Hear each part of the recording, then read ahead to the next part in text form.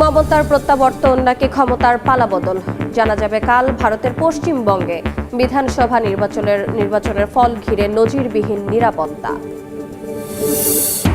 সংঘাত বন্ধে যুক্তরাষ্ট্রকে 14 দফা প্রস্তাব ইরানের, পর্যালোচনা করছেন ট্রাম্প। হরমুজ ঘিরে তেহরানের কড়াকড়ি, প্রণালীতে স্থায়ীভাবে নিষিদ্ধ হচ্ছে ইসরায়েলি জাহাজ। যুদ্ধবিরতির তোয়াক্কা না করে লেবাননে দফায় দফায় ইসরায়েলের বিমান হামলা, একদিনে নিহত 41, পাল্টা আঘাত হানছে হিজবুল্লাহ। সংঘাতের জেরে চরম মানবিক সংকট। এবং দেশের পথে যুক্তরাষ্ট্রের হত্যার শিকার লিমনের মরদেহবাহী বিমান ঢাকায় পৌঁছাবে কাল সকালে। বুধবার নাহিদা বৃষ্টির জানাজা, 2 শিক্ষার্থী খুনের ঘটনায় প্রবাসীদের শোক। যুদ্ধবন্ধে যুক্তরাষ্ট্রকে 14 দফার একটি শান্তি পরিকল্পনা দিয়েছে ইরান। এতে ইরান ও লেবাননে সংঘাত স্থায়ীভাবে বন্ধ, হরমুজ খুলে দেওয়া সহ বিভিন্ন দফা রয়েছে। প্রস্তাবটি মার্কিন প্রেসিডেন্ট পর্যালোচনা করছেন বলে জানিয়েছেন। এদিকে চুক্তি না হলে যুক্তরাষ্ট্রের সঙ্গে যে কোনো মুহূর্তে সংঘাত শুরুর হুঁশিয়ারি দিয়েছে ইরান। হরমুজ প্রণালী ঘিরে যুক্তরাষ্ট্র ইরান কূটনৈতিক দোলাচল এখনও বিদ্যমান। যুক্তরাষ্ট্রের সেন্ট্রাল কমান্ড জানিয়েছে গত সপ্তাহে 48টি জাহাজকে ইরানি বন্দর থেকে ফিরিয়ে দেওয়া হয়েছে। ওয়াশিংটন বলছে ইরানের কারণে হরমুজ প্রণালীতে নৌ চলাচল সীমিত করতে হয়েছে। ইরানের পার্লামেন্টের ডেপুটি স্পিকার বলেছেন হরমুজ প্রণালী ঘিরে নতুন আইন তৈরি হচ্ছে। এই আইনে ইসরায়েলি জাহাজ প্রবেশ পুরোপুরি নিষিদ্ধ করা হবে। শত্রু দেশের জাহাজকে ক্ষতিপূরণ ছাড়া চলাচলের অনুমতি দেওয়া হবে না। অন্য জাহাজও ইরানের অনুমতি ছাড়া প্রবেশ করতে পারবে না। একই সময়ে যুক্তরাষ্ট্র $8.6 বিলিয়ন অস্ত্র বিক্রির অনুমোদন দিয়েছে কাতার, ইসরায়েল, কুয়েত ও সংযুক্ত আরব আমিরাতের জন্য। এতে মধ্যপ্রাচ্যের সামরিক উত্তেজনা আরও বেড়েছে। ইরানের উপপররাষ্ট্রমন্ত্রী কাজেম ঘারিয়াবাদি বলেন ইরান সবসময় কূটনৈতিক আলোচনার মাধ্যমে যুদ্ধের সমাধান চেয়েছে। তিনি জানান পাকিস্তানের মাধ্যমে যুক্তরাষ্ট্রকে একটি প্রস্তাব দেওয়া হয়েছে যাতে স্থায়ীভাবে যুদ্ধ শেষ করা যায়। এখন সিদ্ধান্ত যুক্তরাষ্ট্রের হাতে, তারা আলোচনায় যাবে নাকি সংঘাতের পথে থাকবে। এই অবস্থায় ইরানের এক সামরিক মুখপাত্র বলেছেন যুক্তরাষ্ট্রের সঙ্গে আবারও নতুন করে সংঘাত শুরু হতে পারে। তিনি অভিযোগ করেন ওয়াশিংটন কোনো চুক্তি মানে না এবং সংঘাত অব্যাহত থাকলে ভবিষ্যতে অপ্রত্যাশিত ব্যবস্থা নেওয়া হতে পারে। ইরান জানিয়েছে হরমুজ প্রণালী তাদের নিয়ন্ত্রণে থাকবে এবং এটিকে তারা অর্থনৈতিক ও কৌশলগত শক্তির উৎস হিসেবে ব্যবহার করবে। লেবাননে ইসরায়েলি হামলায় 24 ঘন্টায় প্রাণ হারিয়েছেন অন্তত 41 জন। এতে যুদ্ধে মৃতের সংখ্যা 2600 ছাড়িয়েছে। দেশের দক্ষিণাঞ্চলে প্রতিদিনই চলছে বিমান হামলা ও বিস্ফোরণ। যুদ্ধবিরতি থাকলেও তা কার্যকর হয়নি। দুই পক্ষই চালিয়ে যাচ্ছে পাল্টাপাল্টি আক্রমণ।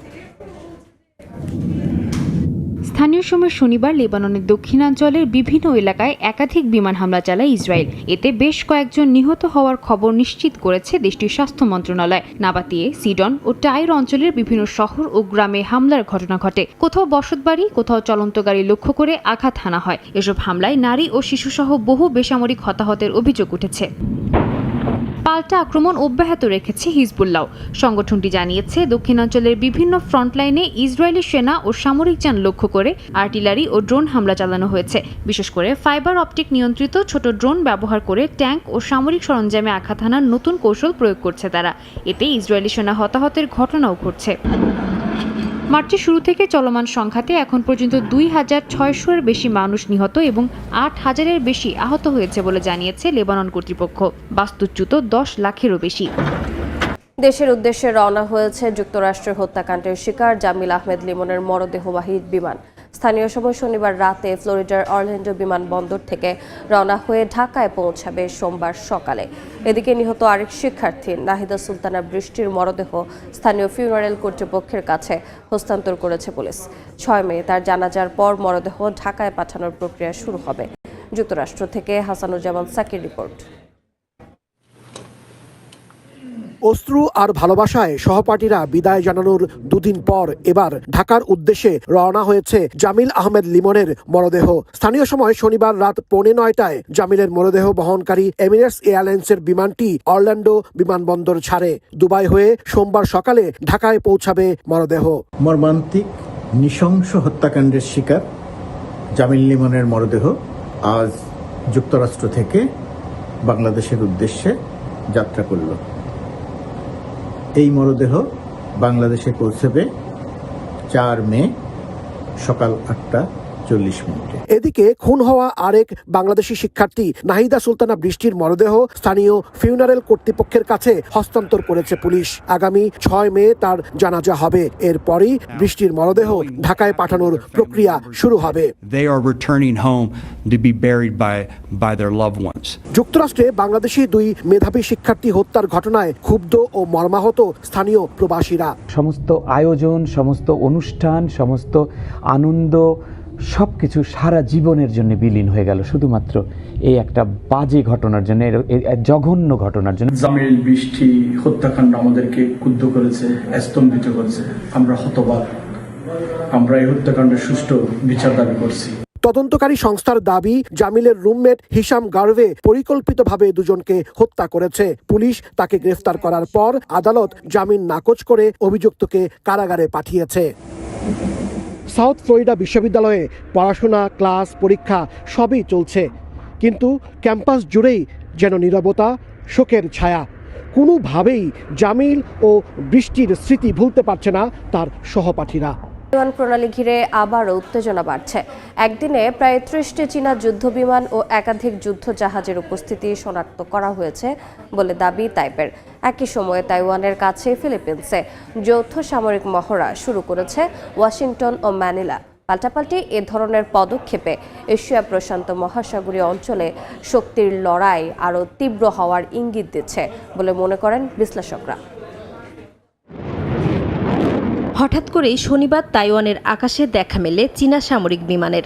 জলপথে শনাক্ত হয় জাহাজও। তাইওয়ানের প্রতিরক্ষা মন্ত্রণালয় জানিয়েছে, শনিবার সকাল পর্যন্ত দ্বীপটির আশপাশে 29টি চীনা সামরিক বিমান, 6টি নৌযান এবং 2টি সরকারি জাহাজ শনাক্ত করা হয়েছে। এর মধ্যে অন্তত 15টি যুদ্ধবিমান তাইওয়ান প্রণালীর মধ্যরেখা অতিক্রম করে উত্তর, মধ্য ও দক্ষিণ পশ্চিমাঞ্চলের এয়ার ডিফেন্স আইডেন্টিফিকেশন জোনে প্রবেশ করে বলেও দাবি তাদের। শুরু থেকেই নিজেদের সার্বভৌম রাষ্ট্র দাবি করে আসছে তাইওয়ান, আর তাই তাইপের আকাশে চীনা বিমানের এ ধরনের উপস্থিতিকে অনুপ্রবেশ আখ্যা দিয়ে নিন্দা জানিয়েছে লাইচিংতে প্রশাসন। যদিও তাইওয়ানকে নিজেদের অংশ দাবি করে আসছে চীন। এমনকি মার্কিন গোয়েন্দাদের দাবি 2027 সালের মধ্যে তাইওয়ানে সামরিক অভিযান শুরু করতে পারে শির সেনারা। এর আগে একই দিন আরও 28টি চীনা যুদ্ধবিমান যৌথ আকাশ ও সমুদ্র মহড়ায় অংশ নেয়, যার মধ্যে ছিল J-10, J-16 ফাইটার জেট ও KJ-500 নজরদারি বিমান। এ ধরনের ধারাবাহিক মহড়া ও অনুপ্রবেশ তাইওয়ানের ওপর সামরিক চাপ বৃদ্ধি এবং প্রতিরক্ষা সক্ষমতা পরীক্ষা কৌশলের অংশ বলে মনে করছেন বিশ্লেষকরা, যা ওই অঞ্চলে উত্তেজনা আরও বাড়িয়ে তুলছে। উত্তেজনার মাঝেই তাইওয়ানের কাছাকাছি ফিলিপিন্সের উত্তরাঞ্চলীয় বাতানেস দ্বীপে যৌথ সামরিক মহড়ায় অত্যাধুনিক অ্যান্টিশিপ ক্ষেপণাস্ত্র ব্যবস্থা মোতায়েন করেছে ওয়াশিংটন ও ম্যানিলা। নেমেসিস নামের এই ভ্রাম্যমাণ ক্ষেপণাস্ত্র ব্যবস্থা প্রায় 185 কিলোমিটার দূরের লক্ষ্যবস্তুতেও আঘাত হানতে সক্ষম। চীন যুক্তরাষ্ট্র প্রতিদ্বন্দ্বিতার প্রেক্ষাপটে তাইপের কাছাকাছি এই মোবাইল সিস্টেম মোতায়েনকে কৌশলগত বার্তা হিসেবে দেখছেন বিশ্লেষকরা।